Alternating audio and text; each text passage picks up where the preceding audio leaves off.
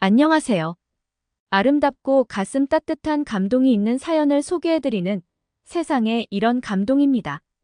이 영상을 시청하시고 계신 여러분들의 소중한 사연을 저희 공식 이메일로 보내주세요.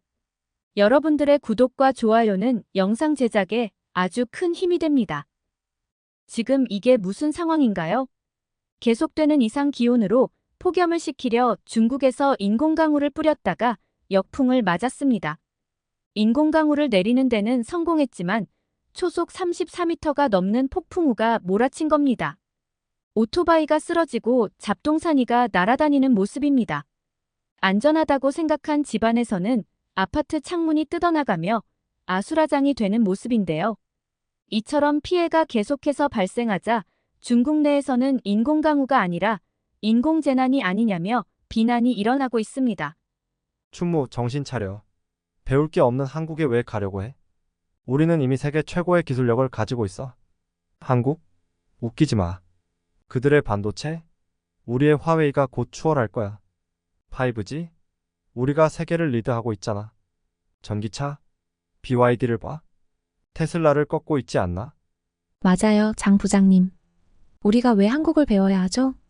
오히려 그들이 우리를 배워야 할걸요. 우리의 인공지능 기술, 양자 컴퓨팅 연구, 우주 개발 프로그램을 봐요.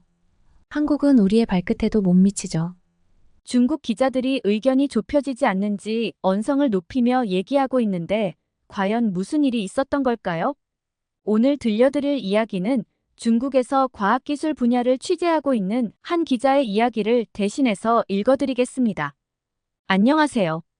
저는 중국 베이징에서 태어나 자란 리춘무라고 합니다. 32살의 과학기술 전문 기자로 중국의 유명 일간지에서 7년째 일하고 있어요. 저는 항상 최신 기술 트렌드를 쫓아다니며 세계 각국의 과학기술 발전상을 취재해왔죠. 하지만 최근 한국을 방문하면서 제 눈을 의심할 수밖에 없었어요.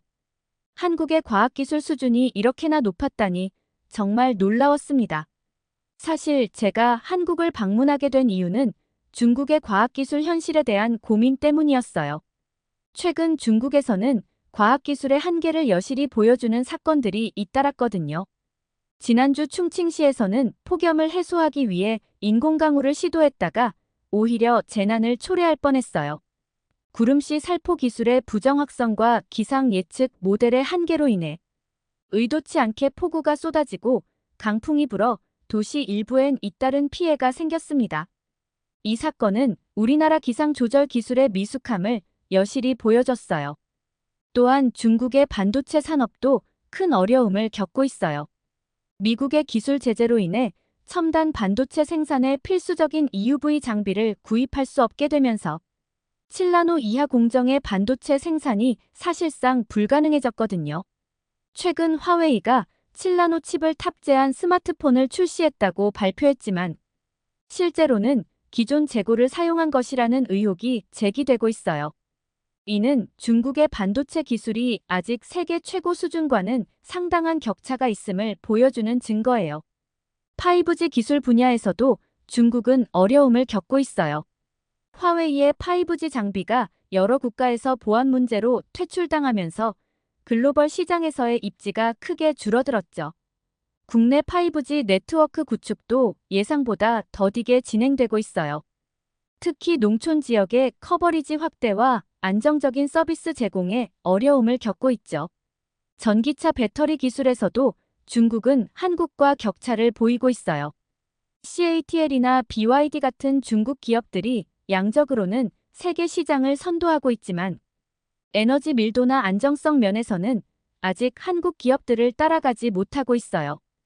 특히 전고체 배터리 같은 차세대 기술 개발에서는 한국이 훨씬 앞서 있죠.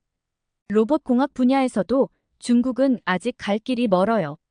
산업용 로봇의 생산량은 세계 1위지만 대부분이 중저가 제품이에요.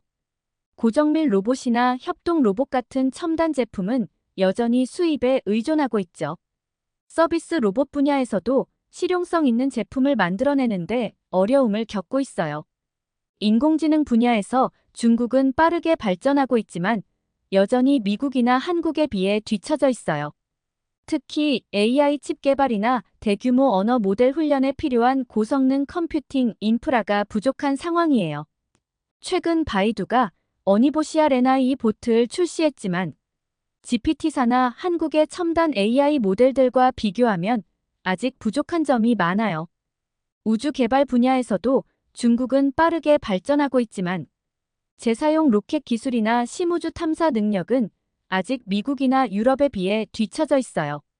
최근 화성 탐사선 발사에 성공했지만 착륙 과정에서 문제가 발생하는 등 기술적 한계를 보여주기도 했죠. 이런 상황들을 지켜보면서 저는 중국의 과학기술이 양적으로는 성장했지만 질적으로는 아직 부족하다는 것을 통감했어요. 특히 원천 기술과 첨단 분야에서의 혁신이 부족하다는 점이 가장 큰 문제라고 생각해요.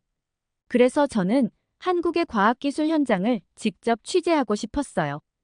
어떻게 한국이 이렇게 짧은 시간 안에 첨단 기술 강국으로 도약할 수 있었는지 그 비결이 궁금했거든요. 특히 반도체, 배터리, 5G 통신 등 핵심 산업에서 한국이 어떻게 세계적인 경쟁력을 확보했는지 알고 싶었어요. 이번 한국 방문을 통해 저는 중국의 과학기술 발전을 위한 새로운 시각과 아이디어를 얻고 싶었어요. 한국의 성공 사례를 분석하고 그것을 중국의 실정에 맞게 적용할 수 있는 방안을 모색하고 싶었죠. 특히 정부, 기업, 연구기관 간의 유기적인 협력 체계와 글로벌 시장을 겨냥한 전략적 접근법에 대해 배우고 싶었어요. 하지만 제가 한국행을 결정하는 과정은 정말 힘들었어요. 춘무, 정신 차려. 배울 게 없는 한국에 왜 가려고 해? 저희 부서의 장치엔 부장의 날카로운 목소리가 회의실에 울려 퍼졌어요. 그는 중국 과학기술의 우수성을 맹신하는 강경파로 유명했죠. 우리는 이미 세계 최고의 기술력을 가지고 있어. 한국, 웃기지 마. 그들의 반도체, 우리의 화웨이가 곧 추월할 거야. 5G, 우리가 세계를 리드하고 있잖아. 전기차, BYD를 봐. 테슬라를 꺾고 있지 않나. 장 부장의 말에 저는 반박하고 싶었지만 쉽지 않았어요. 그의 강압적인 태도는 늘 저를 주눅들게 했거든요. 그때 옆자리에 리 웨이 선배가 끼어들었어요. 맞아요, 장 부장님. 우리가 왜 한국을 배워야 하죠? 오히려 그들이 우리를 배워야 할걸요. 우리의 인공지능 기술, 양자 컴퓨팅 연구, 우주 개발 프로그램을 봐요. 한국은 우리의 발끝에도 못 미치죠. 리 선배의 말에 다른 동료들도 동조하기 시작했어요. 저는 점점 더 고립되는 기분이 들었죠. 하지만 저는 용기를 내어 의견을 말했어요. 부장님, 선배님들. 저는 조금 다르게 생각합니다. 우리가 양적으로는 성장했지만 질적인 면에서는 아직 부족한 점이 많아요. 최근 우리의 인공강우 실험 실패나 EUV 장비 확보의 어려움을 보세요. 한국의 기술력을 직접 보고 배울 점이 있다면 배워와야 한다고 생각합니다. 제 말에 장 부장의 얼굴이 불그락푸르락해졌어요. 내가 애국심이 부족한 거 아니야? 중국의 위대함을 의심하다니. 내 아버지가 이런 걸 들으면 뭐라고 하시겠어? 아버지 얘기가 나오자 저는 순간 말문이 막혔어요. 제 아버지는 문화대혁명 시기에 과학자로서 많은 고초를 겪으셨거든요. 그 경험 때문에 아버지는 늘 저에게 진실을 보는 눈을 가지라고 말씀하셨죠. 침묵이 흐르는 가운데 갑자기 회의실 문이 열렸어요. 총편집장인 순 국장이었어요. 무슨 일이죠? 왜 이렇게 분위기가 무거워요? 순 국장이 물었어요. 상황을 듣고 난 순 국장은 잠시 생각에 잠겼다가 말했어요. 춘무, 자네 생각이 맞아.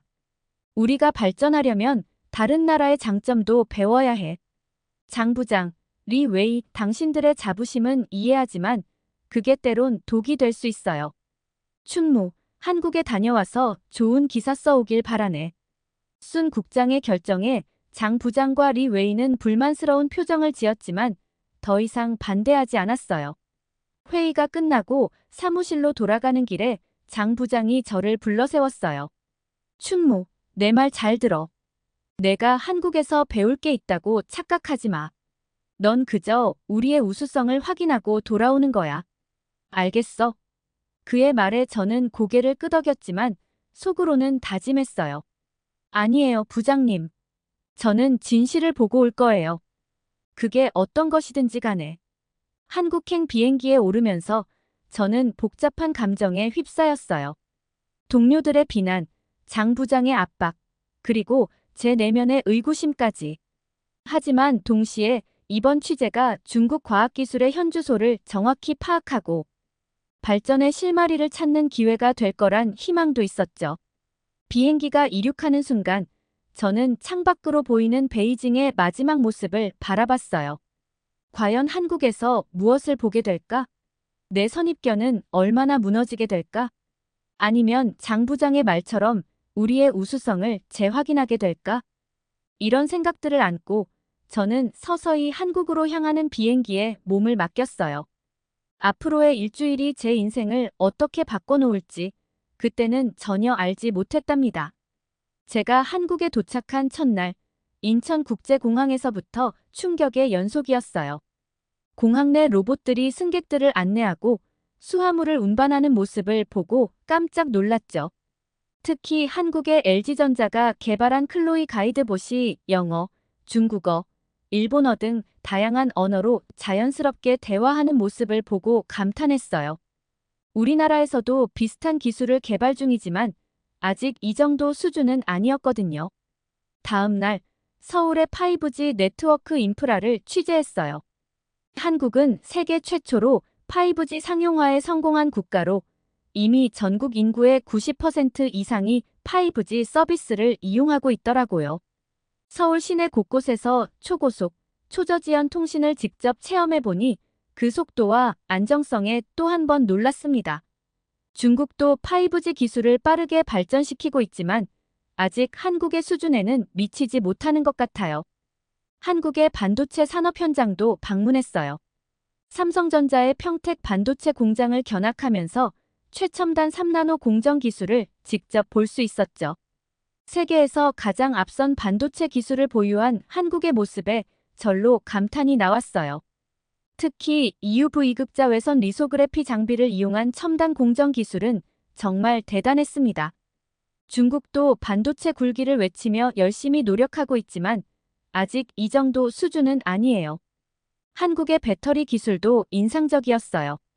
LG에너지솔루션, 삼성 SDI, SK온 등 세계적인 배터리 기업들을 방문하면서 한국이 왜 세계 배터리 시장을 주도하고 있는지 알 수 있었죠. 특히 차세대 전고체 배터리 기술 개발 현장을 보면서 한국의 기술력에 또 한 번 감탄했어요. 중국의 CATL도 열심히 따라가고 있지만 아직 격차가 있는 것 같아요. 인상 깊었던 것은 한국의 로봇 기술이에요. 현대로보틱스의 공장을 방문했는데 그곳에서 본 다관절 로봇의 정밀도와 효율성은 정말 대단했어요. 특히 보스턴 다이내믹스를 인수한 후 개발 중인 이족 보행 로봇 아틀라스의 성능은 믿기 힘들 정도였죠. 중국에서도 로봇 산업에 많은 투자를 하고 있지만 이 정도 수준의 기술은 아직 없어요. 우연히 들른 서울의 한 카페에서는 또 다른 놀라운 경험을 했어요. 바리스타 로봇이 주문을 받고 커피를 만들어주는 모습을 보고 깜짝 놀랐죠. 음성 인식부터 정교한 로봇 팔의 움직임까지 모든 것이 완벽했어요. 이런 로봇들이 일상생활에 자연스럽게 녹아든 한국의 모습을 보면서 과학기술 강국의 면모를 실감할 수 있었습니다. 한국의 바이오 의료 기술도 대단했어요. 서울의 한 병원을 방문했는데 그곳에서 본 AI 진단 시스템과 로봇 수술 기술은 정말 놀라웠죠. 특히 한국의 제약 기업들이 개발 중인 mRNA 백신 기술은 세계적인 수준이더라고요.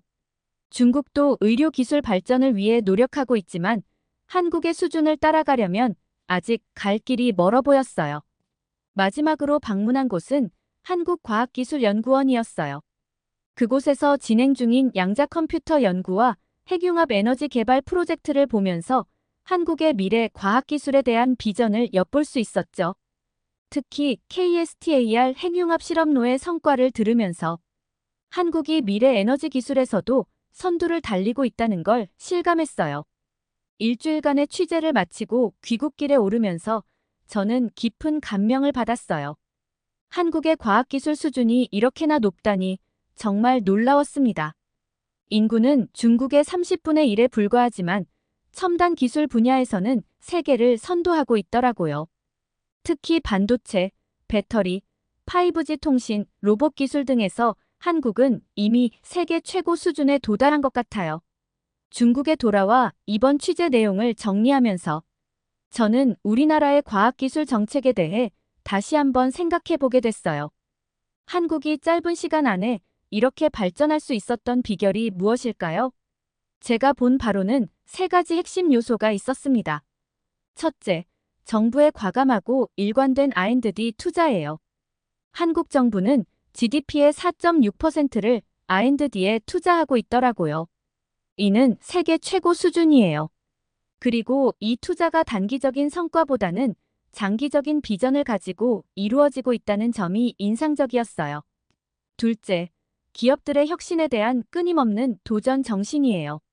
삼성, LG, SK 같은 대기업부터 수많은 중소기업과 스타트업까지 모두가 혁신을 통해 세계 시장을 선도하려는 강한 의지를 보여줬어요. 이들은 실패를 두려워하지 않고 끊임없이 새로운 기술 개발에 도전하고 있었죠. 셋째, 우수한 인재들의 열정과 노력이에요. 한국의 과학자들과 엔지니어들은 자신의 분야에 대한 깊은 전문성과 함께 글로벌 시각을 가지고 있었어요. 그들의 헌신적인 노력이 한국 과학기술의 근간을 이루고 있다고 느꼈습니다. 이번 취재를 통해 저는 한국의 과학기술에 대한 깊은 존경심을 갖게 됐어요. 동시에 중국의 현주소에 대해서도 냉정하게 바라보게 됐죠. 우리는 양적인 성장에는 성공했지만 질적인 면에서는 아직 부족한 점이 많아요. 특히 원천 기술 확보와 글로벌 시장에서의 신뢰 구축이 시급해 보였어요. 하지만 이것이 좌절의 이유가 되진 않을 거예요. 오히려 우리가 나아가야 할 방향을 제시해주는 나침반이 될 수 있을 것 같아요. 앞으로 중국도 한국처럼 질적으로 우수한 과학기술 발전을 이뤄내길 희망합니다. 또한 이번 경험을 통해 경쟁과 협력의 균형이 얼마나 중요한지 깨달았어요. 한국과 중국이 서로 경쟁하면서도 협력할 수 있는 관계가 되었으면 좋겠어요. 두 나라가 힘을 합친다면 세계 과학기술 발전에 크게 이바지할 수 있을 거예요. 이제 저는 이 취재 경험을 바탕으로 더 객관적이고 통찰력 있는 기사를 쓰고자 합니다. 그리고 개인적으로도 더 열심히 공부하고 노력하여 우리나라의 과학기술 발전에 조금이나마 기여하고 싶어요. 장 부장님께 보고 드릴 생각을 하니 여전히 마음이 무겁지만 이제는 자신 있게 제 생각을 전달할 수 있을 것 같아요. 우리가 한국의 장점을 배우고 우리의 강점을 살린다면 머지않아 중국도 한국처럼 세계를 선도하는 과학기술 강국으로 우뚝 설 수 있겠죠? 이번 한국 방문은 제 인생의 전환점이 될 것 같아요. 앞으로 제가 쓸 기사들을 통해 우리 과학기술계의 작은 변화의 바람을 일으킬 수 있기를 희망해 봅니다. 제가 들려드릴 이야기는 여기까지입니다. 사연을 듣고 함께 해주셔서 감사합니다. 저희는 실제 사연을 제보받고 있습니다. 힘이 되는 응원의 메시지를 남겨주시면 사연자분에게 전달해드리도록 하겠습니다. 저희가 전해드리는 사연이 시청자분들의 하루에 작은 힘이 될 수 있으면 좋겠습니다. 지금까지 세상에 이런 감동이었습니다. 좋은 영상으로 다시 찾아뵙겠습니다. 감사합니다.